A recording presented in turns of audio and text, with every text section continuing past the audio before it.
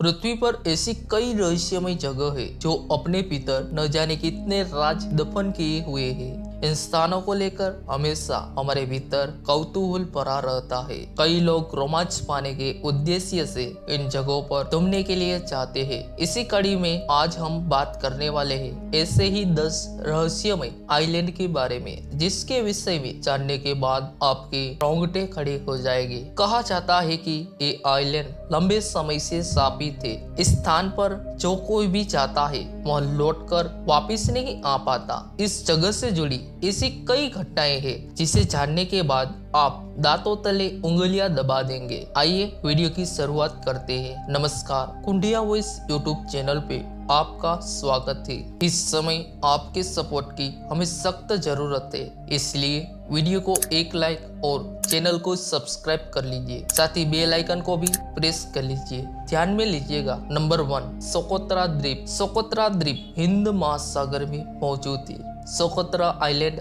Republic of Yemen का हिस्सा है। यमन के इस छोटे से द्वीप के बारे में काफी समय तक इंसानों को जानकारी नहीं थी। सोकोत्रा द्वीप धरती पर के किसी एलियन दुनिया से कम नहीं है। इस द्वीप पर मौजूद पेड़ पौधों को देखकर लगता है कि किसी हॉलीवुड फिल्म में दिखाई गई काल्पनिक दुनिया में आ गए हो। दोस्तों, सोकोत्रा द्वीप का क्षेत्रफल 3796 वर्ग किलोमीटर है। यह द्वीप करीब 132 किलोमीटर लंबा और 50 किलोमीटर चौड़ा है। यहाँ का सबसे ऊंचा पहाड़ मासानिक है, जिसकी ऊंचाई 4931 फीट है और इसकी राजधानी हदीबू है। सोकोत्रा समेत यहाँ के चारों द्वीपों पर कुल मिलाकर 60,000 लोग रहते हैं। साल 2008 में सोकोत्रा द्वीप को यूनेस्को वर्ल्ड हेरिटेज साइट का दर्जा मिला था। दोस्तों, यहाँ पर ज्यादातर सोकोत्री लोग रहते हैं, लेकिन दक्षिण अरबी लोगों की आबादी भी ठीक ठाक है। सोकोत्रा आइलैंड धरती के कम लोगों वाले आइलैंड में से एक है। प्राचीन समय में यहाँ गोंडवाना महाद्वीप का हिस्सा था। धीरे धीरे अफ्रीका से अलग होकर यह द्वीप थोड़ा दूर जाकर रुक गया। यहाँ चारों द्वीपों के अलावा 2 छोटे पथरीले द्वीप है जिन पर इंसान नहीं रहते हैं। वहाँ पर सिर्फ समुद्री पक्षियों का बसेरा है। दोस्तों, इस द्वीप में 3 प्रकार की जमीन पाई जाती है। पहली तटीय मैदान, दूसरा चुना पत्थर के पठार, तीसरा हजीर पहाड़। दोस्तों, यहाँ के पहाड़ों की ऊंचाई करीब 4931 फीट है। यहाँ का तापमान ज्यादातर गर्म रहता है और साल का औसत तापमान 25 डिग्री सेल्सियस रहता है। साल में बारिश कम होती है, लेकिन जब भी होती है तब फैली हुई होती है। इस द्वीप में उत्तर पूर्व से मानसून आता है। दोस्तों, गुजरात से निकलने वाले समुद्री यात्री पहले और अब भी सोकोत्रा को सिकोत्रो सिंह यानी सोकोत्रा का शेर कहते हैं। ऐसा इसलिए क्योंकि इस समुद्र की तेज लहरों से लगातार शेर की तरह टकराता है।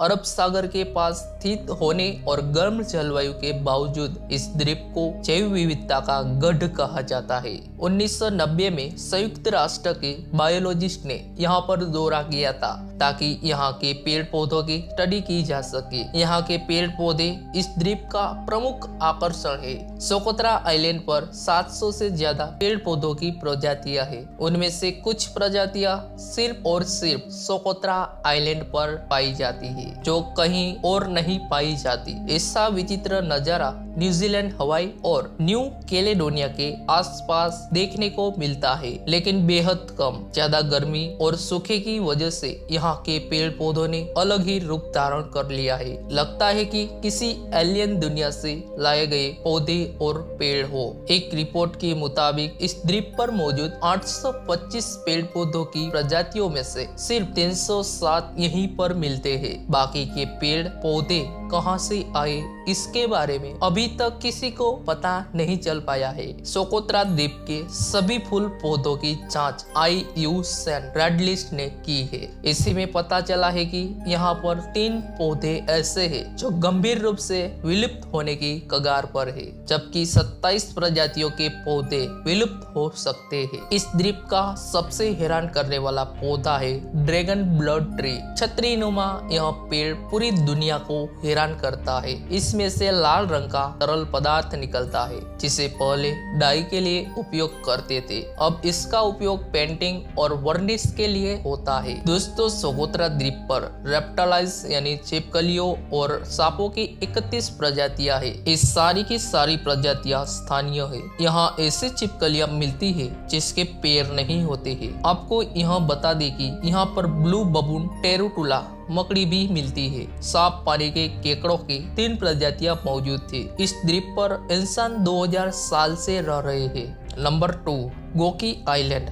दोस्तों, गोकी द्वीप 400 विभिन्न द्वीपों का हिस्सा है जिन्हें सामूहिक रूप से सांगसी द्वीप समूह के रूप में जाना जाता है, जो चीन का सबसे बड़ा द्वीप समूह है।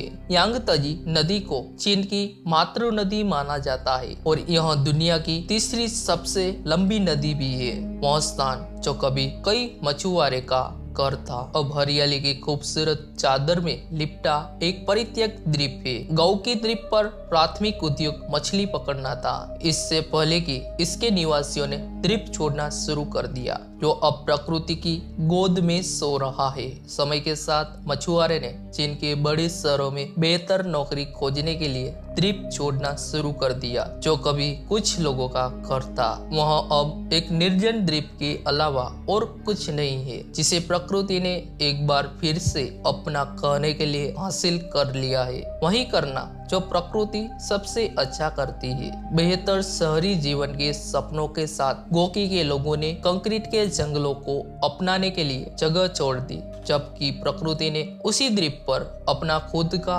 एक शांत जंगल बनाया। एक परित्यक्त द्वीप पर कुछ लोग प्रकृति के साथ समय बिताने के लिए जाते हैं, वह रास्ता जिस पर अब कोई नहीं चलता है। Number 3, snake island. दुनिया का हर कोना किसी न किसी अजब गजब रहस्य और अचंभित कहानियों से भरा पड़ा है। अचंभित कर देने वाली कई जगहों पर आज भी कोई घूमने जाने की हिम्मत नहीं करता है। कई बार इन जगहों के बारे में पढ़ने और सुनने के बाद इंसान कुछ समय के लिए सोच में भी पड़ जाता है। विश्व में एक ऐसी भी जगह है जिसे आज से नहीं बल्कि कई सालों से सांपों का आइलैंड के नाम से जाना जाता है। आज भी सांपों के इस आइलैंड में कोई भी घूमने की हिम्मत नहीं करता है। ब्राजील में एक द्वीप है जिसे स्नेक आइलैंड या सांपों का द्वीप कहा जाता है। इसके असली नाम इल्हा दा क्विमाडा ग्रांडे है। यह द्वीप ब्राजील के तट से कुछ ही दूरी पर है। यहाँ सांपों की भरमार है। इस द्वीप पर दुनिया के सबसे जहरीले और खतरनाक सांप पाए जाते हैं। यहाँ तक कि पेड़ों पर भी सांप झुंड के झुंड लटकते रहते हैं। इस द्वीप पर गोल्डन लैंड सांप भी पाया जाता है। यह सांप इतना घातक है कि इस द्वीप को लोगों की पहुंच से दूर कर दिया गया है। ब्राजील के नौसेना ही तय करती है कि इस द्वीप पर किसे जाने की इजाजत दी जाए। हालांकि कुछ ही वैज्ञानिक और नौसेना अधिकारी इस द्वीप पर जा सकते हैं। ब्राजील की सरकार और उसकी नौसेना ने इस द्वीप पर आम लोगों के जाने पर प्रतिबंध लगा रखा है। ब्राजील के इस आइलैंड को आज से नहीं बल्कि कई वर्षों से मौत का द्वीप भी कहा जाता है। यह आइलैंड इतना खतरनाक है कि यहाँ पहुँचने वाले कई लोगों की जान भी जा चुकी है। कहा जाता है कि यह दुनिया की एकमात्र ऐसी जगह है जहाँ सबसे अधिक जहरीले सांप रहते हैं। इसके अलावा यह भी माना जाता है कि दुनिया से विलुप्त हो चुके गोल्डन लैंड स्नेक सिर्फ इस आइलैंड में ही मौजूद है। स्नेक आइलैंड के बारे में माना जाता है कि यहाँ 1000 से अधिक सांपों की प्रजातियां मौजूद है। यह भी बोला जाता है कि इनमें से कुछ सांपों का जहर इतना घातक है कि इंसानों के मांस को भी गला सकता है। यहाँ ऐसे कई जहरीले सांप मौजूद है जिनके सिर्फ संपर्क में आने से इंसान मुसीबत में फंस सकता है। पिछले कई सालों से यहाँ सांपों की प्रजातियां काफी तेजी से बढ़ रही है। स्नेक आइलैंड पर पाए जाने वाले सांप कोई आम सांप नहीं है। इस द्वीप को गोल्डन लैंड सांप का घर कहा जाता है, जिसे दुनिया का सबसे जहरीला वाइपर माना जाता है। ऐसा कहा जाता है कि इस सांप का जहर दुनिया के बाकी के हिस्सों में पाए जाने वाले किसी भी सांप की तुलना में 3 से 5 गुना अधिक जहरीले होते हैं। इसके अलावा इसका जहर इंसानी मांस को पिघलाने में सक्षम है और इसके द्वारा काटा गया इंसान 1 घंटे के भीतर मर सकता है। लैंड सांप 1 से 1.5 फीट लंबे हो सकते हैं। इस द्वीप पर उनकी संख्या 2000 से 4000 के बीच है। स्नेक आइलैंड दुनिया में इकलौती ऐसी जगह है जहां पर गोल्डन लैंड सांप पाए जाते हैं। ये लैंड सांपों का भाई है, जिसकी वजह से उत्तरी और दक्षिणी अमेरिका में सबसे ज्यादा लोगों की जान जाती है। इस सांप की वजह से इलाज मिलने पर भी मृत्यु दर 3% है, जबकि बिना इलाज वाले मरीजों का मृत्यु दर 7% है। अब सवाल उठता है कि यहाँ पर इतने सांप कहाँ से आए? इसका जवाब यही है। एक वक्त तक ये द्वीप जमीन से जुड़ा हुआ था, लेकिन फिर करीब 11,000 साल पहले ये द्वीप अलग होकर मुख्य भूमि से अलग हो गया। जिस मुख्य भूमि से ये द्वीप अलग हुआ वो अमेज़न जंगल था, जहाँ पहले से ही काफी ज्यादा सांप थे। इस वजह से जो सांप इस द्वीप तक पहुँचे उन्हें इसके अलग होने के बाद यहीं फंसना पड़ा। ऊपर से यहाँ कोई सांपों का शिकार करने वाला जानवर नहीं था, जिसके कारण इनकी आबादी को बढ़ावा मिला। Number 4, Clipperton island. दोस्तों, क्लिपर्टन आइलैंड की कोई रहस्यमय घटना तो नहीं, लेकिन हाँ, यहाँ की 1906 में घटी एक दर्दनाक कहानी है, जिसे सुनने के बाद आपके रोंगटे खड़े हो जाएंगे। आइए जानते हैं। सन 1897 में अमेरिकी सैनिकों ने द्वीप को बेदखल कर दिया था। मेक्सिको ने 1906 में आधिकारिक तौर पर नियंत्रण लेते हुए द्वीप पर एक सैन्य कॉलोनी और एक लाइट हाउस की स्थापना की। मैक्सिकन राष्ट्रपति पोर्फिरियो डियाज ने 100 पुरुषों, महिलाओं और बच्चों को क्लिपर्टन द्वीप पर रहने के लिए भेजा और कैप्टन रेमन अर्नोट को क्लिपर्टन द्वीप का गवर्नर नियुक्त किया था। आपको बता दें, अर्नोट सेना से भगोड़ा था और उसे सजा के तौर पर क्लिपर्टन द्वीप भेज दिया गया था। हर 2 महीने में एक जहाज भोजन और आपूर्ति के साथ मेक्सिको से आता था। पहले कुछ महीने क्लिपर्टन द्वीप के निवासियों के लिए स्वर्ग जैसा था। उस समय मेक्सिको में 1910 से 1920 तक चली क्रांति से लोग गुजर रहे थे और क्लिपर्टन द्वीप उस समय सुरक्षित था। देश में उथल पुथल से दूर था। कुछ बिंदु पर मेक्सिको में राजनीतिक स्थिति अधिक गंभीर हो गई और सरकार क्लिपर्टन द्वीप पर अपने नागरिकों के बारे में भूल गई। आपूर्ति जहाज जिन पर द्वीपवासी पूरी तरह से निर्भर थे, वहां आना बंद हो गया। कैप्टन अर्नोट को एहसास हुआ कि गवर्नर के रूप में उन्हें सब कुछ करने की जरूरत है, जिससे क्लिपर्टन द्वीप के कई अन्य निवासी मूंगे के टुकड़े पर लंबे समय तक जीवित रह सके। वहां पर खेती नहीं की जा सकती थी। पानी की प्यास बुझाने के लिए एक ही रास्ता था। इस द्वीप पर उगने वाले नारियल की छोटी संख्या को महिलाओं और बच्चों को प्रति सप्ताह एक नारियल दिया जाता था। द्वीपवासियों को उन समुद्री पक्षियों के अंडे खाने का सहारा लेना पड़ा जिन्होंने द्वीप पर घोंसला बनाया था, और उन केकड़ों को भी पकड़ना पड़ा जो एटोल पर शासन करते थे। मछली पकड़ना लगभग असंभव था। विटामिन सी की कमी के कारण क्लिपर्टन द्वीप के लोग स्कर्वी और रिएक्ट्स जैसी बीमारियों से पीड़ित होने लगे और लोग भूख से मरने लगे। क्लिपर्टन द्वीप पर स्थिति बद से बदतर होती चली गई। फिर एक दिन कैप्टन अर्नोट ने दावा किया कि उसने क्षितिज पर एक जहाज देखा है। फिर क्या था, अर्नोट और द्वीप पर जीवित बच्चे बाकी लोग एक छोटी नाव में चढ़ गए और जहाज की ओर निकल पड़े। आगे क्या हुआ, इसकी 2 अलग अलग कहानियां हैं। आइए देखते हैं। पहला यह है कि जैसे ही वे लोग जहाज की ओर बढ़े, कैप्टन अर्नोट ने देखा तो उन्हें एहसास हुआ कि वहां कोई जहाज नहीं था। अर्नोट को कुपोषण के कारण भ्रम हुआ था या उससे गलती हुई थी। नाव में सवार बाकी लोगों को इससे कोई फर्क नहीं पड़ता था। उन्होंने अर्नोट पर हमला किया और नाव पलट गई। इसमें सवार सभी लोग डूब गए। दूसरी कहानी यह है कि बचे हुए लोगों और कैप्टन अर्नोल्ड ने दूरी में जहाज तक जाने की कोशिश की, लेकिन प्रशांत महासागर के ब्रेकर इतने मजबूत थे कि कमजोर लोगों से लड़ने के लिए उन्हें पार नहीं करना पड़ा। नाव मूंगा चट्टान से टकरा गई और उसमें सवार सभी लोग मर गए। सच्चाई के बावजूद पुरुषों के समुद्र से लौटने में विफल रहने के बाद केवल 15 महिलाएं और एक पुरुष लाइट हाउस कीपर द्वीप पर बचे थे। मानो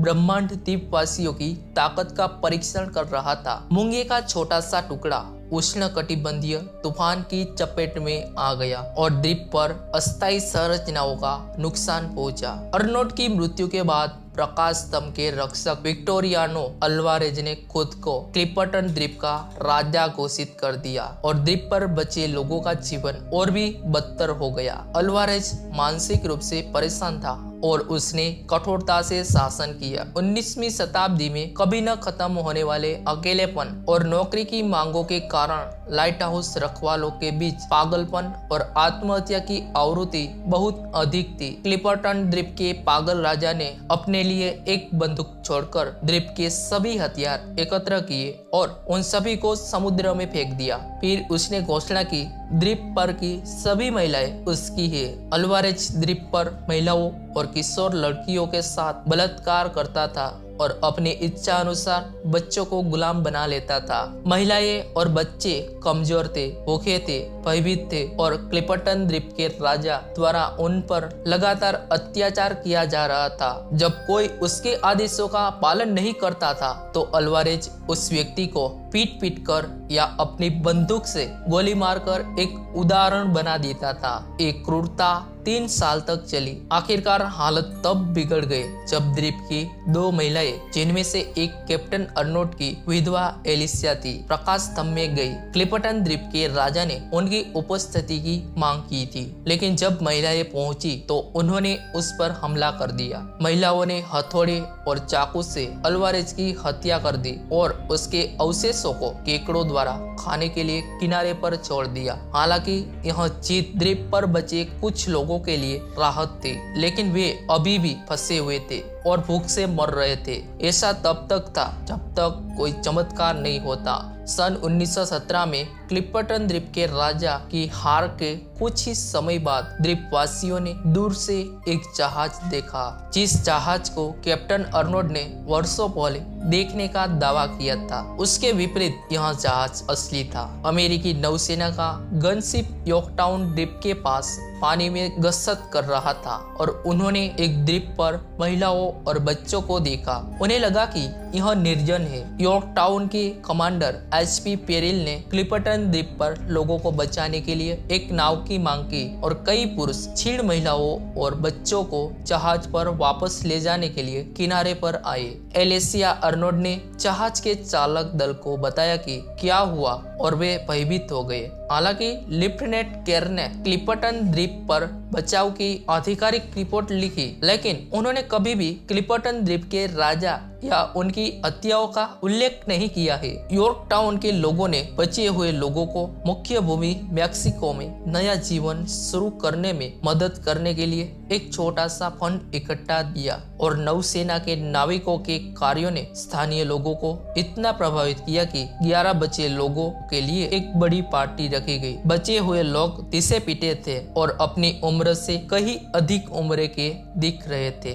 नंबर 5, गियोला आइलैंड। दोस्तों, आपको पहले बता देते हैं, इस आइलैंड की कहानी सापित है, जिसे सुनने के बाद आपके मन में एक ही सवाल उठेगा, इसे कैसे हो सकता है? आइए जानते हैं। इटली के नेपल्स की खाड़ी में यह खूबसूरत और रहस्यमय द्वीप है। इस द्वीप को खरीदने वाले व्यक्ति की दुनिया तबाह हो गई। आप इससे ही इसकी भयावहता का अंदाजा लगा सकते हैं। यह आइलैंड इतना खूबसूरत है कि कोई भी इसको देखकर आकर्षित हो सकता है। इस खूबसूरत द्वीप को देखने के लिए हर साल हजारों पर्यटक यहाँ आते हैं, लेकिन डर की वजह से लोग यहाँ से अंधेरा होने से पहले ही वापस लौट जाते हैं। गियोला इटली के नेपल्स में स्थित एक छोटा द्वीप है जो लगभग 42 हेक्टेयर में फैला हुआ है। जो 2 टापुओं से मिलकर बना है। आपको जानकर हैरानी होगी कि जिसने भी इस द्वीप को खरीदा वो तबाह हो गया या कई मालिकों की अकाल मृत्यु हो गई। अब इस द्वीप पर कोई नहीं रहता है। द्वीप को निर्जन हुए 45 साल से अधिक समय हो गया है, लेकिन उसके आसपास का रहस्य आज भी कायम है। 19वीं शताब्दी की शुरुआत में इस द्वीप पर एक साधु का निवास था, जिसे जादूगर के नाम से भी जाना जाता था। बाद में एक बड़ी फिशिंग कंपनी के मालिक लुइगी नेग्री ने 1800 के दशक के अंत में इस द्वीप को खरीदा और यहाँ एक विला बनाया जो अभी भी वहाँ है। जल्द ही उसके सारे पैसे खत्म हो गए और उसे अपना सारा सामान बेचना पड़ा। 20वीं सदी के दौरान द्वीप के साथ साथ विला को कई लोगों ने खरीदा, लेकिन उन सभी को अपने जीवन के सबसे बुरे समय से गुजरना पड़ा। सन 1900 की शुरुआत में इस द्वीप को स्विस शख्स हंस ब्रोनन ने खरीदा था। इसके तुरंत बाद उनका शव गलीचे में लिपटा हुआ पाया गया, जबकि उनकी पत्नी समुद्र में डूब गई। इसके बाद इस द्वीप पर ओटो ग्रुनबेक ने कब्जा कर लिया। जब वह अपने नए खरीदे गए विला में समय बिता रहे थे तो उन्हें दिल का दौरा पड़ा और उनकी मौके पर ही मृत्यु हो गई। द्वीप के अगले मालिक प्रसिद्ध लेखक मॉरिस येवेस सैंडोज थे, जो इसे खरीदने के तुरंत बाद पागल हो गए। बाद में उन्होंने मेंटल हॉस्पिटल के अंदर आत्महत्या कर ली। फिर एक जर्मन बिजनेसमैन बैरन कार्ल पॉल लैंगहैम ने इस द्वीप को खरीदा, लेकिन जल्द ही उनकी कंपनी दिवालिया हो गई। उन्हें यह द्वीप प्रसिद्ध उद्योगपति और ऑटोमोबाइल निर्माता फिएट के प्रमुख जियानी एंगनेली को बेचना पड़ा।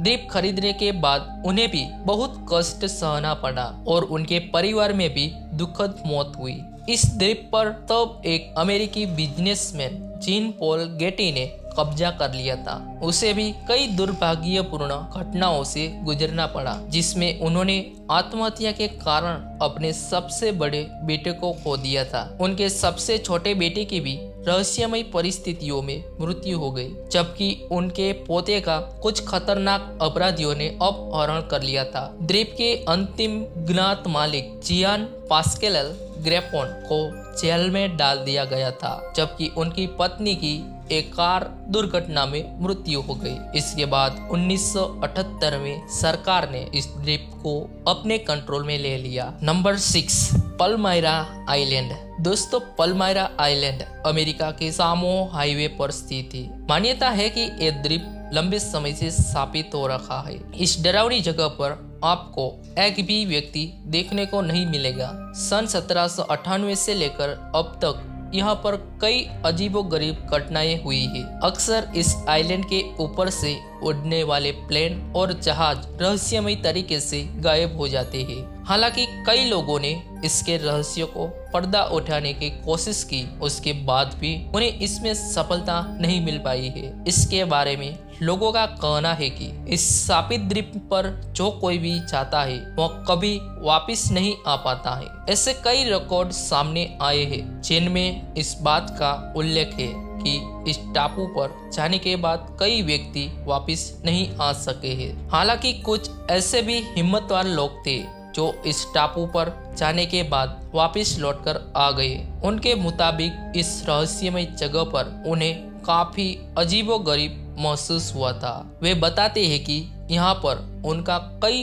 रहस्यमय ताकतों से सामना हुआ। उन्हें यह महसूस हुआ कि जैसे यहाँ पर कोई भूत प्रेत हो। यही एक बड़ी वजह है जिसके चलते यहाँ पर कोई भी जाना पसंद नहीं करता। Number 7, island of the dead dolls. दोस्तों, दुनिया का हर कोना किसी न किसी अचंभित कर देने वाले रहस्यों से भरा हुआ है। विश्व में स्थित कुछ रहस्यमय जगहों के बारे में जब कोई सुनता है या पढ़ता है तो व्यक्ति कुछ समय के लिए दंग हो जाता है। विश्व में एक ऐसा देश है जहां पर आपको हर तरह की डेड डॉल्स ही दिखाई देगी। इन डेड डॉल्स को देखने के बाद हर कोई सहम जाता है कि आखिर इसके पीछे की क्या कहानी है। आइए जानते हैं। दोस्तों, मेक्सिको सिटी से करीब 17 किलोमीटर की दूरी पर आइसला डी लास म्यूनिकस द्वीप का इतिहास काफी दिलचस्प है। कई लोग इस आइलैंड को सडोल्स आइलैंड के नाम से भी जानते हैं। कहा जाता है कि 1990 में पहली बार इस आइलैंड पर करीब 1000 से अधिक संख्या में डेड डॉल्स को पेड़ पर लटकती हुई देखी गई थी। एक मेक्सिको निवासी जिसका नाम डॉन जूलियन संटाना था, वो अचानक एक दिन जंगल में रहने के लिए पहुंचे। जब डॉन जूलियन संटाना जंगल में पहुंचे तो उसने एक मृत बच्ची को देखा। कुछ देर बाद फिर उसी जगह पहुंचे तो एक डॉल लटकी हुई देखी। वह सिलसिला यूं ही चलता रहा। फिर उस व्यक्ति को एक दिन बड़ी संख्या में पेड़ पर डॉल्स लटकती हुई दिखाई दी। आइसला डी लेस म्यूनिकस के किनारे कई वर्षों तक टूटी फूटी डॉल्स कई जगहों पर लटकती हुई दिखाई दी। इस घटना के बाद इस जगह की डरावनी कहानी पूरे विश्व में फेमस हो गई। कहा जाता है कि इस आइलैंड की डरावनी कहानी इस कदर प्रचलित है कि दिन के उजाले में भी लोग घूमने के लिए नहीं आते हैं। कई लोगों का यह भी मानना है कि आइसला डी लास म्यूनिकस से हर समय अजीब अजीब आवाजें आती रहती है। यहाँ से काफी बच्चों के हंसने, रोने और चिल्लाने की आवाजें आती रहती है। कहा जाता है कि पेड़ पर लटकी हुई डॉल्स अपनी डरावनी आंखों से सब कुछ देख रही है। कई लोगों का मानना है कि डॉन जूलियन संताना इस खतरनाक आइलैंड पर करीब 50 वर्षों तक जीवित रहे थे। लोगों का मानना है कि साल 2001 में उस रहस्यमय तरीकों से मौत हो गई और उसका शव पानी में तैरता हुआ मिला। हालांकि अब धीरे धीरे कुछ मात्रा में यहाँ सैलानी घूमने के लिए पहुँचते हैं। नंबर 8, रामरी आइलैंड। दोस्तों, रामरी आइलैंड म्यांमार बर्मा के तट पर स्थित है। रामरी आइलैंड एक बेहद डरावना और रहस्यमय होने के साथ काफी अजीबोगरीब भी है। यहाँ करीब 1000 जापानी सैनिकों पर मौत ने ऐसा हमला किया था कि उनमें से केवल 20 ही बचकर निकल पाए थे। रामरी आइलैंड से जो सैनिक जान बचाकर बाहर आने में कामयाब रहे थे, उनकी खौफनाक आपबीती को सुनकर लोगों के रोंगटे खड़े हो गए। ऐसे ही एक सैनिक स्टैनली राइट ने अपनी किताब में wild life catches near and far में उस डरावनी घटना को लोगों से साझा किया है। दरअसल रामरी आइलैंड पर मगरमच्छों का कब्जा है और वहां जाने वालों को उनका सामना करना पड़ता है। इसके अलावा आइलैंड में नमी के चलते कीचड़ और दलदल बन गया है, जिसकी वजह से वहां खतरनाक मगरमच्छों और जहरीली मकड़ियों जैसे कीड़ों का भी बोलबाला है। मगरमच्छ से बचे तो आप मच्छरों और मकड़ियों के जहर से होने वाले रोगों का शिकार हो जाएंगे। कुल मिलाकर वहां से जीवित निकलना लगभग नामुमकिन है। यही उन जापानी सैनिकों के साथ हुआ। यही वजह है कि रामरी आइलैंड का नाम Guinness book of world record में एक ऐसी जगह के रूप में दर्ज है जहां के जानवरों ने इंसान को सबसे ज्यादा नुकसान पहुंचाया है। दोस्तों, द्वितीय विश्व युद्ध के दौरान सन 1942 में जापानी इंपीरियल सेना ने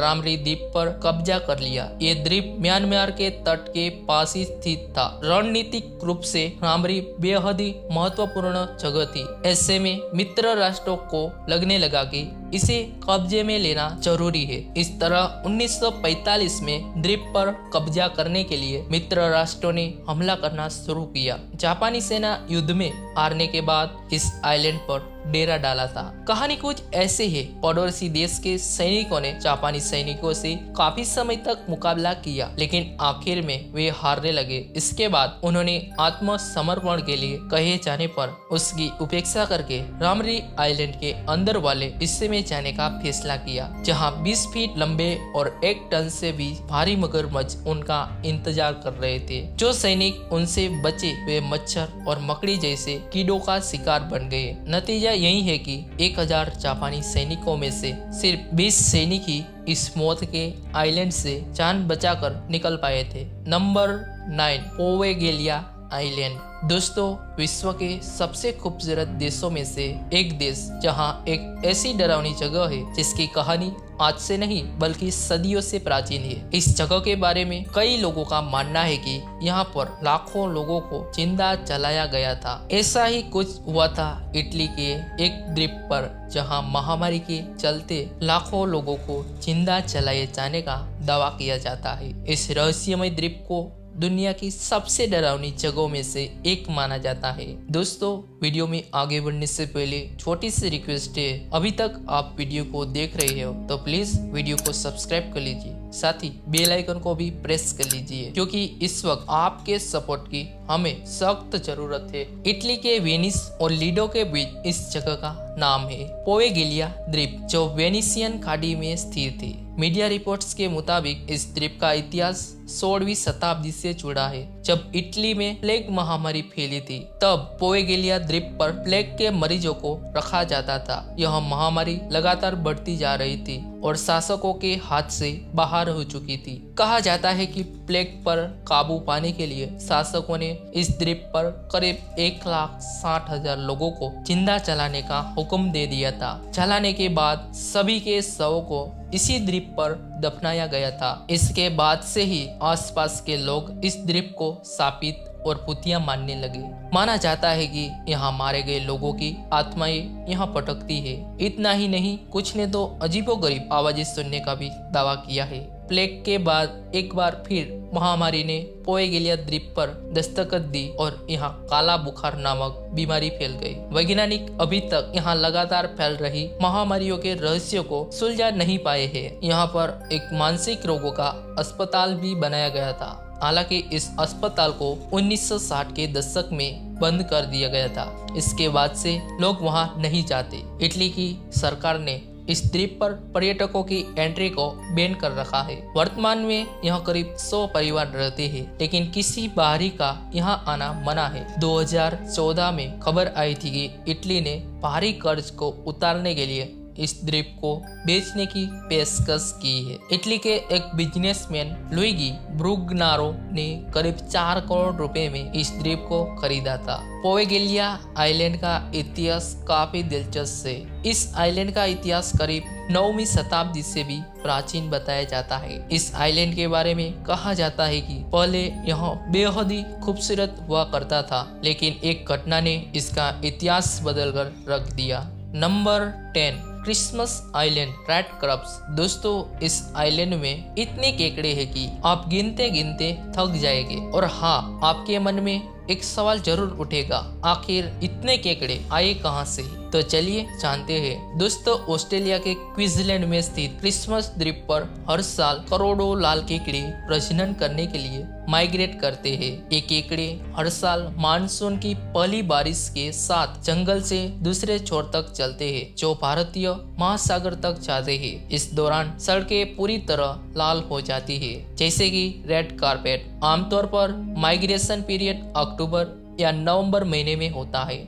लेकिन कई रिपोर्ट के मुताबिक यह कभी कभी दिसंबर या जनवरी के अंत तक हो सकता है। क्रिसमस द्वीप लाल केकड़ा भूमि केकड़े की एक प्रजाति है, जो हिंद महासागर में क्रिसमस द्वीप और कॉकस द्वीप के लिए स्थानिक है। हालांकि अपेक्षाकृत छोटे क्षेत्र तक ही सीमित है। एक अनुमान के अनुसार 43.7 मिलियन वयस्क लाल केकड़े अकेले क्रिसमस द्वीप पर रहते हैं, लेकिन कुछ कारणों पीले रंग की पागल चींटियां लगभग 10 से 15 मिलियन केकड़े की जान ले लेती है। इनकी संख्या हाल के वर्षों में बढ़ रही है। क्रिसमस द्वीप के लाल केकड़े समुद्र में अपने अंडे देने के लिए वार्षिक रूप से बड़े पैमाने पर प्रवास करते हैं। हालांकि इसकी आबादी चींटियों के बड़े हमले के अधीन है। दोस्तों, इस वीडियो के जरिए दुनिया के 10 सबसे रहस्यमय द्वीप के बारे में बताया है। इस वीडियो के बारे में आपकी क्या राय है? कमेंट सेक्शन में जरूर लिखे। और हाँ, चैनल पे नए हो तो सब्सक्राइब करके बेल आइकन को प्रेस कर लीजिए। मिलते हैं एक नए टॉपिक्स के साथ, तब तक के लिए जय हिंद।